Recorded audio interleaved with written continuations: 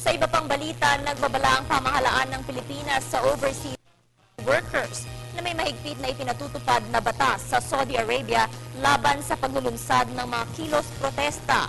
Samantala, naghayag naman ng DFA na patuloy ang pagpapauwi ng mga Pilipino sa bansa at handa nila itong bigyan ng tulong. Para sa detalye, balitaan mo kami, Julius Disamburon.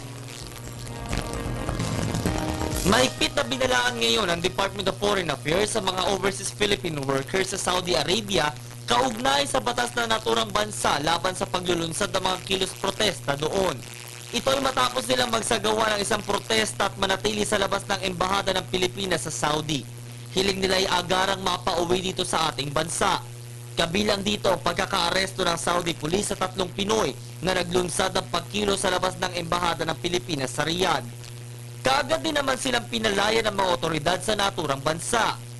Ayon kay Philippine Ambassador to Saudi Arabia, Ezidin Tago, walang umanong sapat na dahilan ang hakbang ng grupo na ginagawa ng gobyerno ang lahat para mapabilis ang kanilang pag-uwi sa bansa. Nito mga nagdaang araw, naghayag ang DFA na patuloy nilang tinutulungan ng mga Pilipinong apektado. Sa katunayan ay pauuwiin na nila ang tinatayang 40 hindi dokumentadong Pinoy mula sa Jeddah. Ani Foreign Affairs spokesman Assistant Secretary Raul Hernandez, may humigit kumulang 100 illegal workers ang nananatiling stranded sa labas ng konsulado ng Pilipinas sa Jeddah. May 2 batang babaeng ding nasa edad 1 at 6 na buwan ang dinala sa ospital matapos lagnatin at makaranas ng pagsusuka. Dagdag pa rito ay may 1 ding babae ang dumanas ng pagdudugo. Medical emergencies highlight the fact that the campsite is not a suitable accommodation, especially for women and children. Napag-alaman na ang pagpapauwi ng nasabi mga Filipino workers galing Saudi ay mulat magpalabas ng crackdown sa mga undocumented foreigners sa ilalim ng Saudization policy ngayong taon. Continue to urge the campers to move into the temporary shelters the consulate is providing for.